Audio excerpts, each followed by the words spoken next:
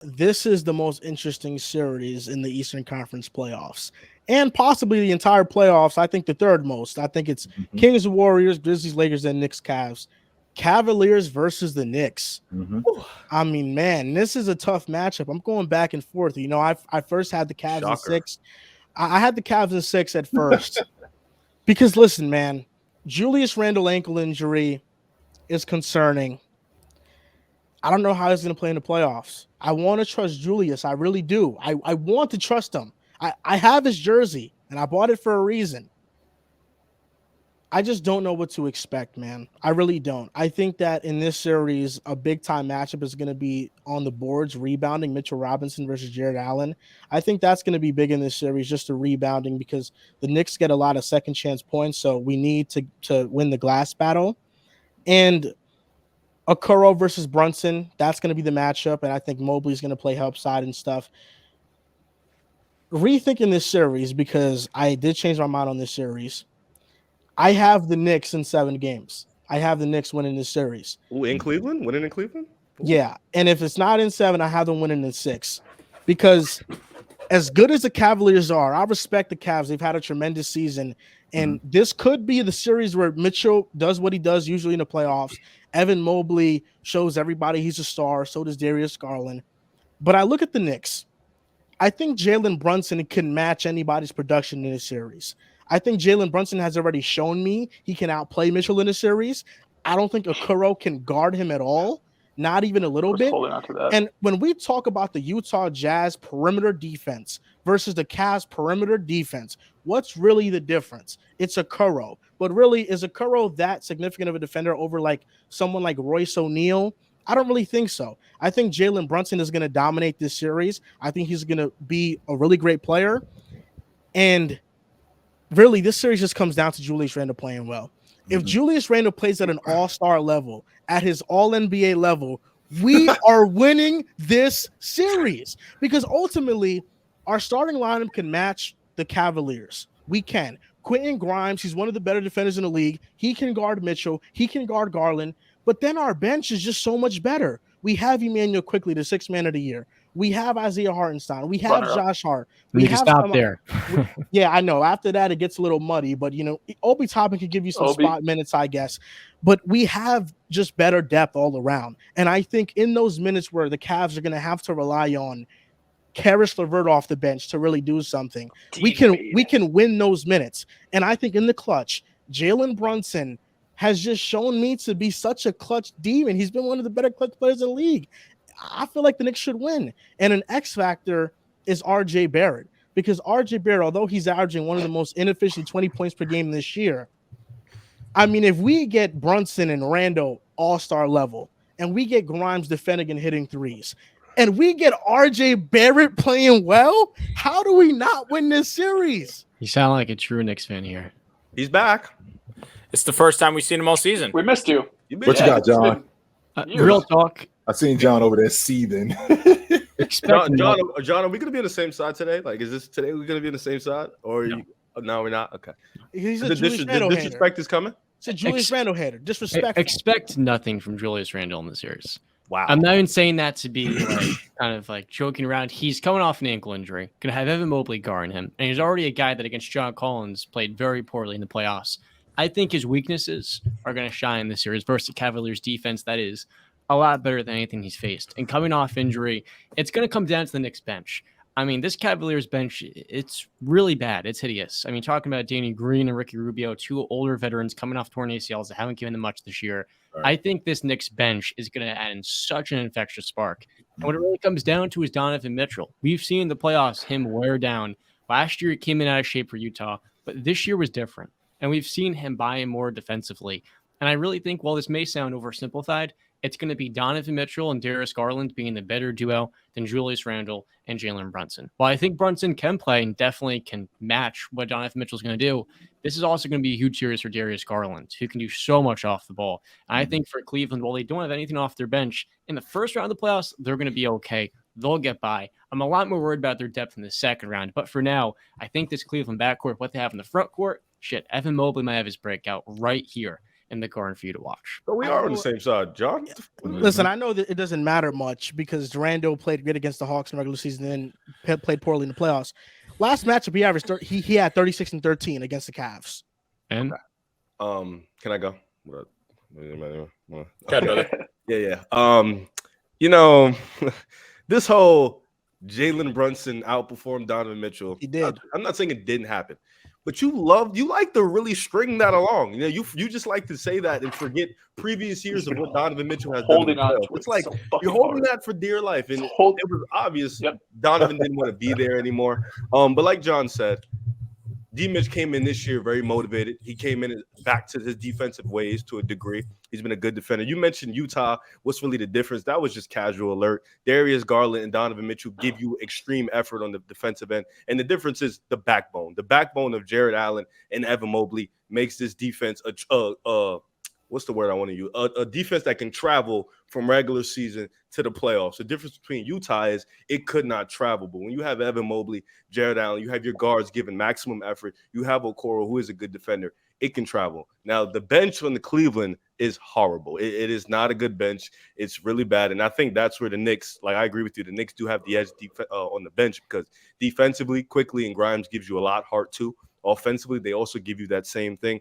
But the thing with Cleveland is they're starting five. Like we talked about it before, how like Darius Garland and Donovan Mitchell can pretty much offset a lot of what some of those bench players can do together.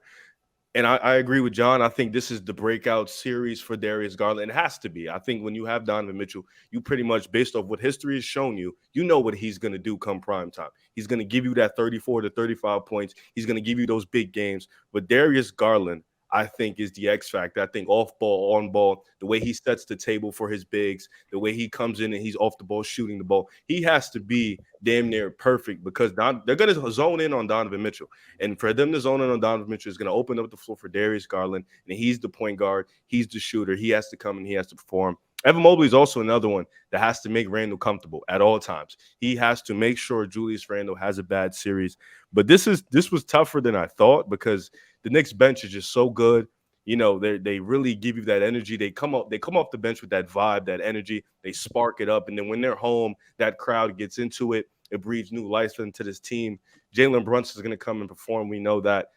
I still got the Cavs. I think the Cavs win in 7. You know, I said 5 on Twitter, troll purposes. Seriously, though, I have the Cavs in 7. I think this is probably one of the toughest series to predict because and for me personally, speaking from the Cavs, you want to be in that Milwaukee conversation. You want to be in that Boston conversation. You can't lose this series. There's more pressure on them than the Knicks. I think if you want to walk into that conversation of we built this team together because we want to be one of the elite teams in the league, you cannot lose this series. You have to kind of set the table and make yourself known like, yo, we are here. We are ready. We're going to be more better. You cannot lose the series. So I think it's more pressure on Cleveland. As for the Knicks, we're coming in. We're fresh. This is a new team. We want to win. But the pressure, I think, is more in Cleveland because they made that addition to Donovan Mitchell. You know, I'm sorry. Good. All good. After your analysis, I'm changing my pick, Knicks in 6. And the reason I'm doing that is because what's the difference between Garland? What's the difference between Garland and Mitchell versus Mitchell and Conley? I think Mitchell and Conley effort. That's Mitchell obvious. and Conley is better. They're better defensively. No, they're not. Showing effort. Mike Conley got they shit weren't. on 2 years in a row. Mike Conley's a better defender than Darius. Yeah, but not. Mitchell, Yes, Mitchell he is. right now is a better not. defender when he True, wasn't Utah but- the last 3 years. but That's the difference. Mitchell still can't guard Brunson. Not even a But lick. are we He just can't going to guard also gloss over the fact that Cleveland itself is the number 1 defense in the association? Like, why no are we doubt, just going no to doubt. gloss over that? They're a top though. defense. The same way the Jazz were a top defense. I think the Cavs defense will translate because of Evan Mobley. But to act like they're going to translate because of Mitchell and Garland, I disagree with. No, It's they're just Evan Mobley competing. who No, holds it's this. the whole. Who holds No, I this just afloat. think that comment when you said that. Oh, what's the difference? It didn't make sense because Darius Garland puts in effort. Donovan Mitchell is now back to him being a good defender. You have Ultimately, Okoro, nobody you have can guard Evan Brunson. Mobley. But Nobody that's can guard not- Brunson. that just because Ultimately. nobody can guard one person doesn't mean the defense can't travel. He's our point guard that's going to open up the floor I for understand everybody. that, but you made and also, there's still a I difference. want to be fair to Brunson because I want to get something out too. You say I'm holding on to that series where Brunson outplayed Mitchell. Well, that's outside of that series and what I saw from Brunson in the regular season versus Luka. Without Luka, I mean, that was a big part of me saying Brunson was going to be an all-star when he went to the Knicks.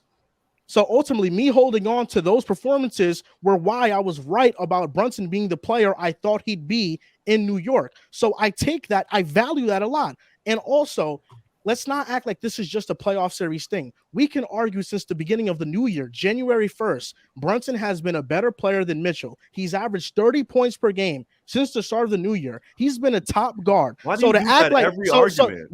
to act like Mitchell and Brunson, like Brunson can't outplay Mitchell is ridiculous. He can definitely outplay Mitchell. No, first of all, hold on, I'm sorry, OG. Go ahead. You go. I don't know why you do that, where you like to cut off the year and make it for where this portion of the year he was better. So that's like act like this. January for what totality Agendas. of Donovan Mitchell is about to make all NBA team, bro. Let's Donovan Mitchell averaged 26. He averaged 26, correct? And number two. I say you like to harp on that Jalen Brunson series because you completely don't say anything about what Donovan Mitchell has done in his career, but you love to solely talk about that one series because it was head to head. It was head to head. Jalen Brunson played great, which nobody's disagreeing, but Donovan Mitchell did not want to be there. Utah had extreme chemistry issues. But you love to bring that up. And then when you see Donovan Mitchell come in here into this season, he's definitely more motivated. You see he's back defensively.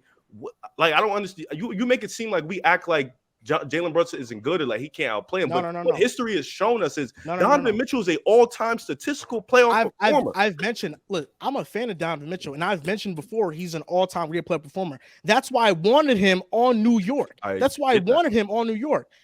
But ultimately, of course, I'm going to take their head-to-head matchup into consideration when they're going head-to-head again. Of course, I'm going to do that. Riv, he's making a fair point for the sole fact of the point he made of his analysis on Jalen Brunson for him translating it over to the Knicks was based off that matchup that he had with Donovan Mitchell. And what he did against Donovan Mitchell, which, Riff, to be fair to you, you're not ignoring. You're understanding that Jalen Brunson did play slightly better than Donovan Mitchell at that series. But then you're kind of giving Donovan a little bit of an excuse. And that's what did I say to give him an excuse? You said that he didn't want to be there. Yeah, that's not a fair. But I never in my analysis. I never still said an excuse. Yeah, but in my analysis, I never said Jalen Brunson wasn't going to show up. Not once. I never said that. I never said that. But you just gave Donovan Mitchell an excuse, which, to be fair, is kind of a reason why you could. That's the only thing he brings up with Donovan Mitchell. He does not bring up anything else. You cannot sit there. Yes, no, I'm bringing it up because they're going head to head again. They're head to head again. It's a head to head, but. What you cannot just base that it's a different Jazz team to Cavaliers. Yeah, it's a way different team. Brunson just had a 40 ball on him in a regular season game. Donovan Mitchell. Okay, so wait, he had it in the playoffs too. But Donovan Mitchell gave the Celtics 40 twice. Are you gonna sit there and weigh those regular season games to the playoffs? Yes. I think Mitchell can give the Celtics 40 in the playoffs. As long as you're consistent, do your thing. He's had 50-point games in the playoffs before. All I'm saying is that Brunson.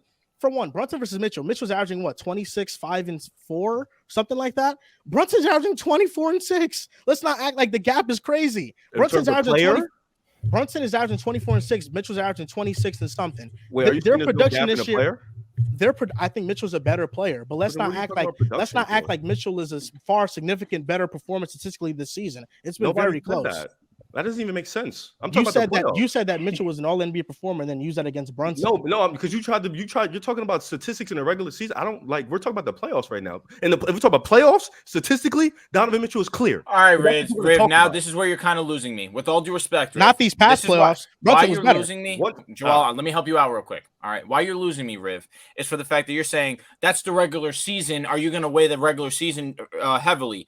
We're talking about the playoffs. But then when Joel talks about Jalen Brunson playing better than Donovan Mitchell in the playoffs, then you're saying, hey, you're always referring to that one playoff series. Because Donovan Mitchell has I'm with you, Riv, but again, I feel like you're talking to Joel like he's an idiot in this scenario. You're devaluing the playoffs and regular season when it comes to you're kind of going back and forth here, and I don't know which – because listen, and ultimately – I'm with you. I believe the Cavaliers win this series. But I feel like just your argument is a little bit all over the place. It's not. He literally just brought up regular season statistics and said it's not a gap. I didn't bring up statistics one time. But first he talked about the playoffs and how Jalen Brunson got the better of Donovan Mitchell. Yes, and I said that's fine. You can I said that's fine. If you want to talk about the head-to-head, that is fine. That did happen. But we're not going to act like, based off what history has shown us, that Donovan Mitchell does not clear in the playoffs. Acting like that's not true. I never said for his career, Mitchell's a better player. I'm with you. And I'm not saying Brunson was better. Like all I said was that Brunson, I believe, will match Mitchell's production in this series. If not play better than that's where I don't agree. I disagree. Joel, I will tell you this. I thought you brought up RJ Barrett being the most inefficient. It'll be close. Bringing up him being the most inefficient 20 a game. Well, RJ Barrett is a rhythm scorer. There are a lot of guys who are rhythm scorers, and I don't think Brunson, one of the biggest knocks I have on him, he doesn't pass nearly as much as I'd like for him to pass.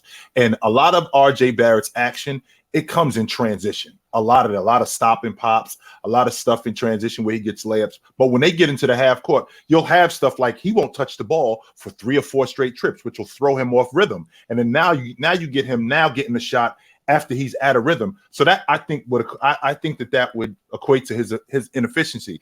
I think the thing none of you guys didn't mention, which I thought was interesting. I think the front line is going to be the difference in this series. And the reason why I feel like that is because I look at both Hartenstein, who I still stand on the logic with both Robinson and Hartenstein. I think about the kid from Charlotte, Mark Williams. I think he's better than Robinson today. I think the Knicks made a mistake passing on him. I think he's their starting 5-man today. I don't think they get anything offensively from those two guys nearly as much as what Cleveland gets from both Jared Allen and Mobley. Add that to the fact that those guys wearing on them defensively, I think that's going to ultimately wear them down throughout the series. And I think that's why the Cavs are going to beat them in 6 games. OG just took the words right out of my mouth.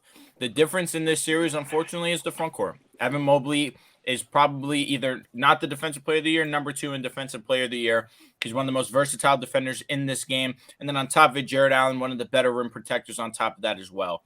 Now, I understand getting into the back and forth between Donovan Mitchell and Jalen Brunson. Of course, that's going to be the primary offense in this series. But I just look at the Cavaliers and I just see them as a supercharged Knicks.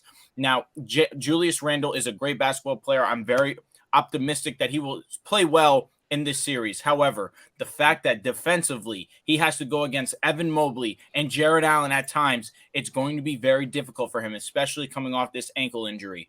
I think that this is going to be a great series because you can't undersell how great the Knicks have been. Emmanuel Quickley has been phenomenal. I need to give credit to Quentin Grimes because I was critical of his three-point shooting prior to the All-Star break, at the All-Star break. For him to get it to 38%, that I need to tip my cap to him because that is phenomenal. 33 to 80 to 38. That is a big difference, especially when you're playing the defense that Quentin Grimes plays. That definitely did not go unnoticed with me. So that's why I believe that this series will be close. But the difference is I just feel like the Cavaliers are just the Knicks, just supercharged. That's fair. Really quick question for you. I don't want to interrupt you, but I got a really quick question. Okay. Am I out of line if when I watch Grimes, does he look like a more controlled John Starks? I didn't watch John Starks out, to be honest. Because that's what he looks like to me. He looks like a more under controlled, unemotional John Starks, who could be a better offensive player. But we're gonna have to see. We're gonna have to see playoff time because obviously we know what happens with John Starks in playoff time.